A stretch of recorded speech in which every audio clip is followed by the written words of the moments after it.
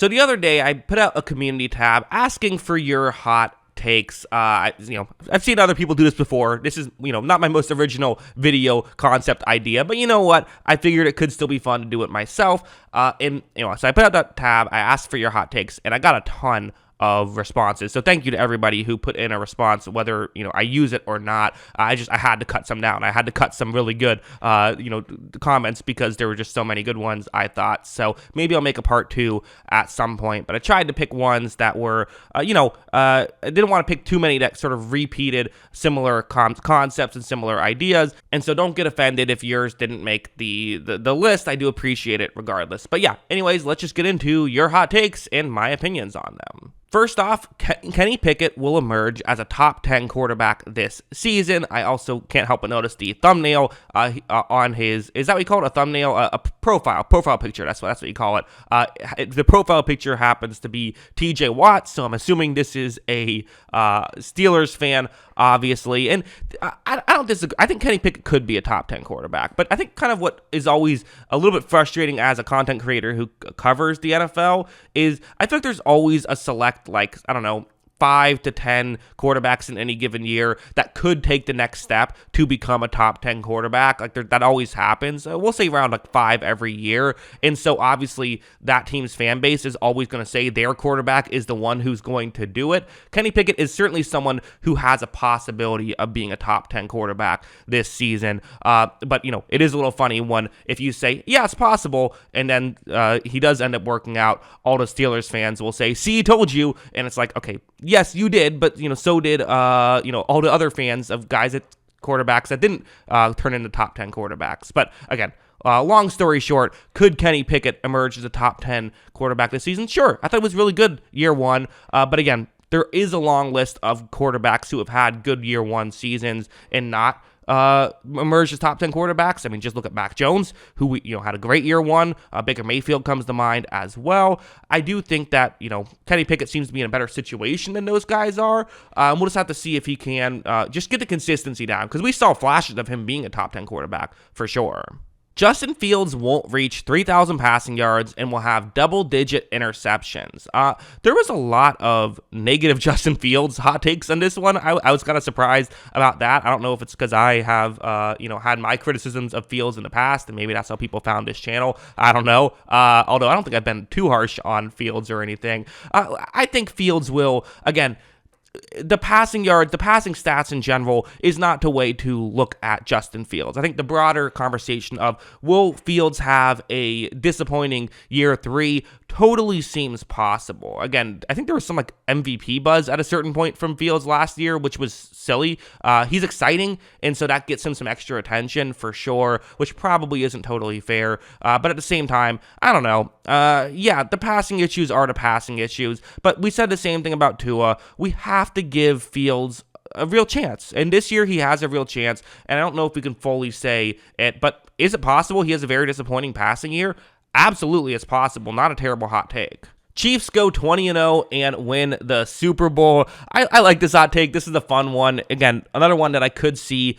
It's possible. And I feel like every year we're like, could someone go 20-0? Could it happen? I think the Chiefs just fall asleep too much. I think they just once they're typically when they're like 10-1 or whatever, they just stop caring and kind of let Mahomes bail them out in this, the final couple minutes of some of these games, and then they just end up not going undefeated, but they, only lose a couple games and still get the 3 seed, and they don't care. They're going to win anyway. That's typically usually the 2 or the 1 seed with the Chiefs. That's just kind of how they operate with this stuff. So I don't know if they could quite go 20-0. They lost to the Colts last year. Going 20-0 is just so hard. It's just so hard to win that many games when you're going to play some really good competition. There's a reason why very few teams have gone undefeated in the regular season, and only one has gone undefeated throughout the course of an entire season. It's just so difficult to do. So possible, sure, but I wouldn't bet on it. Running backs can be drafted high if you are a team with, we'll say, a not very good quarterback, trying to make sure a video doesn't get demonetized, and want to compete. Plus, defense is far more important than offense. The first hot take I actually agree with, even though I am a don't draft running backs guy. I do think that if you're trying to compete, you don't even have to have a bad quarterback. If you're trying to compete right now, you have a small window okay, draft a running back. They will give you immediate value more so than other positions right away. Drafting a running back in the first round is almost always a bad move in the long run, but can be a good move if it's sort of an all-in push. Although in that scenario, I would rather just trade the first round pick and get someone who can add more value if you're really just going all in. Defense is far more important than offense is just not true. I don't know how else to say it. There's a lot of evidence to support. The main way I would phrase it is the best defense does not prevent as many. You look at points per drive. The difference between the best defense and the worst defense, points per drive wise, is just not as significant as the difference between the best offense and the worst offense, points per drive wise. Offense, it's similar to basketball, where it's like, a lot of times as a defense, all you can do is make stuff tough on the offense. You can't shut down an offense. You make stuff tough on the offense, and hopefully the offense can't make great plays consistently. But if an offense is making great plays consistently, they will be good against any defense. Just look at the Chiefs against a great Philadelphia Eagles defense in last year's Super Bowl. Sam Howell will be the best quarterback in his division this year. Now, this is a hot take. This is what we came here to see. We wanted some scorching hot takes. Sam Howell will be the best quarterback in his division, in a division that had Jalen Hurts, who was an MVP candidate last year. Absolutely love this. I'm not even sure if Sam Howell will be the best quarterback on his team next year. In fact, I probably would bet against it, if I'm being honest. But you know what? Love the hot take regardless. QBs shouldn't be a first-round pick. I hate when teams pick a quarterback first round and they feel horribly just because the team around them is absolute trash. Quarterbacks should be a first-round pick because the upside is so valuable that while, yes, they have a high miss rate, the idea of getting a hit could result in a Patrick Mahomes. You're competing for championships for the next 2 decades. So don't agree with the take, but I do think that you're onto something there with the quarterbacks that just fail because the team around them is trash. That's a very real thing. The best predictor of future success at the quarterback position isn't past success. It isn't analytics. It isn't athleticism. It's situation you're drafted into. So I don't necessarily hate the idea of making sure you have a team before drafting a quarterback, but I wouldn't necessarily say that you shouldn't draft the quarterback in the first round. Steelers will win the division. Bengals won't be as good as people think. I can't tell if this is one take or two separate takes, but they're kind of blend together. That division is just so difficult. The Browns and Ravens also could potentially be contenders if they live up to their potential. So the Steelers, I think what's hard about it right now is I don't want to say they have the worst quarterback in the division because Pickett was certainly better than Watson was last year, but Pickett, entering his second year, we've seen flashes of him being that top 10 quarterback, like I said earlier, but do we know he's going to be? We just don't. And even if he is he going to be a top 5 quarterback like we've seen Burrow be consistently, and like we've seen flashes of Lamar? At the end of the day, quarterback position does matter a ton. Steelers have a lot of other talent around them, and maybe you could argue they have the better team around Pickett. They are still, they're not paying Pickett a ton. So I think the Steelers will be good next year, but could they be the best in the division? Again, I wouldn't bet on it necessarily. And again, I think the Bengals will still be very good, although they have some real holes too. That's totally fair to say. They have some holes on defense, but Steelers are certainly a team that they have a shot to win the division. AFC North gets 3 into the playoffs, and to be honest, I think that this is maybe not high enough. I think you could argue all 4 could get into the playoffs. Again, we just talked about Steelers, Browns, Ravens, and Bengals. Is it that crazy that if Watson lives up to his potential and becomes Deshaun Watson again, could all 4 of those teams make the playoffs? That's absolutely possible. I could see it. So yeah, it's something that feels hot on the surface, but in reality, I think is actually not a terrible, the too scorchy of a hot take necessarily. The Raiders will end up with the number 1 pick in the 2024 draft and proceed to absolutely ruin Caleb Williams. Now, my gut says they don't seem bad enough to get the number 1 overall pick in the 2024 draft. They do have some talent on offense, but I don't know. Is it possible that their offense could be underwhelming and they could, end up with the number 1 overall pick in the draft?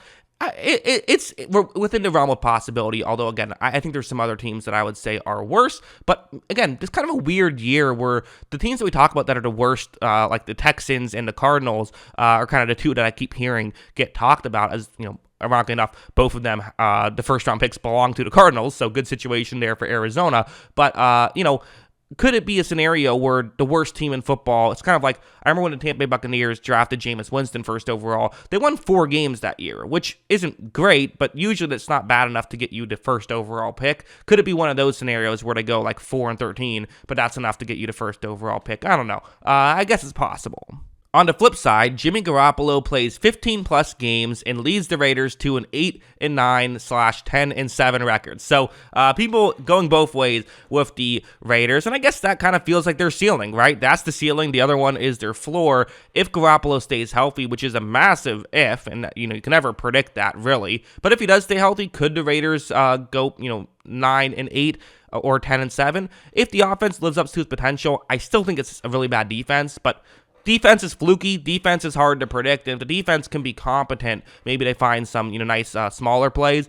It's possible. I don't think either of those two things are going to happen, though, which is why they're hot takes. So I guess good job. You understood the assignment. Detroit Lions receiving core will be a flop. Also, side note, it's weird, but receiving core, the core part is actually spelled C-O-R-P-S. I don't know why. The way you spelled it makes more sense, but just a little fun fact for everyone out there.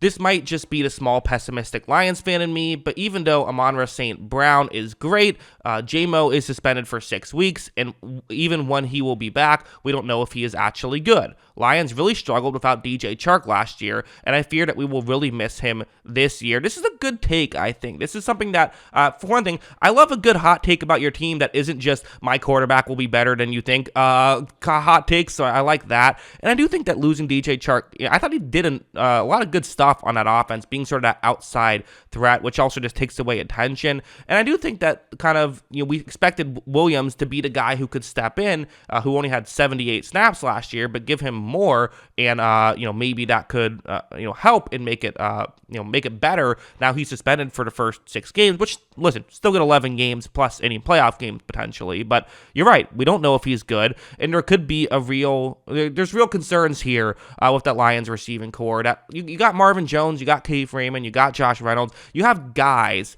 but do you have that guy who can win on the outside consistently? Because even Amon-Ra St. Brown, he's kind of more of a slot guy, but just an elite slot guy, kind of like the Cooper Kupp mold, where like he can win on the outside, but he does it in a bit more of a unique way. So for the Lions, I think that's a good take, and I still think their offense is going to be good regardless, but definitely something that I'm intrigued by, and I think that's a good thing to point out. The next one, Jared Goff is the best quarterback in the NFC North and top 3 in the NFC. This one feels like a scorching hot take until you think about it for a second and say, okay, well, who are the top 3? I guess so. This means you're better than Kirk Cousins. You're saying Jared Goff is better than Kirk Cousins. Okay, that's not that hot of a take.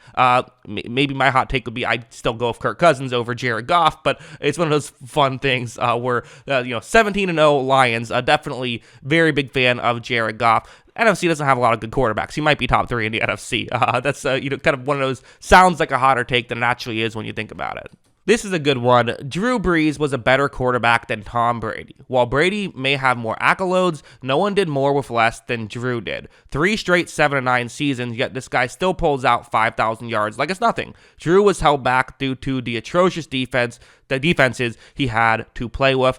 In some areas, I completely agree. I think Drew Brees never really got the attention he deserved because the Saints had some issues in building around him. I do think it's a bit misleading, the 5,000 yard stats, because it's very rare for one of those elite all-time Hall of Famer quarterbacks to be on bad seasons with bad defenses. And, it's just true that you tend to get more yards when you throw the ball more, and you throw the ball more when your team is losing and giving up a ton of points, and you don't run the ball as much because you want to maximize possessions. So because of that, that is part of how those yards have happened. It's not to take away what Drew Brees has done, but I think it's similar to how you can't sit here and say that Drew Brees isn't as good as Brady because he didn't win 7 Super Bowls, because he never had the opportunity to. It's the same way the other way around, where you can't say, well, Brady never had the 5,000 yard seasons that Brees had, because Brady was never in a situation to get those types of seasons. They were just completely different offenses, and so because of that,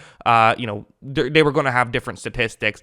I do think that really the main thing Brees has is passing yards. There's other stats that he did well, but I think with Brady's longevity, with the overall advanced stats that Brady pretty much wins in every advanced stat. Like, the advanced stats are always very heavily towards Brady. And again, just the fact that he played so much longer. And at the end of the day, I find it fun to count the Super Bowls as a part of the argument, but I don't think you have to in this scenario. I think that due to the, again, the stats that aren't necessarily box score and really just, passing yards stats, you see that Brady was the more effective player. But again, we'll never know what would have happened. Could Brees have done better if he was in Brady's shoes? Potentially. Could Brady have done better if he was in Brees' shoes? We'll just never know. I don't know if it's hot or not, but I never liked Thursday Night Football. To me, the game seems played at a lower quality and visually hated when they played with their color rush uniforms. This doesn't include Thanksgiving games. Yeah, a lot of people don't like Thursday Night Football.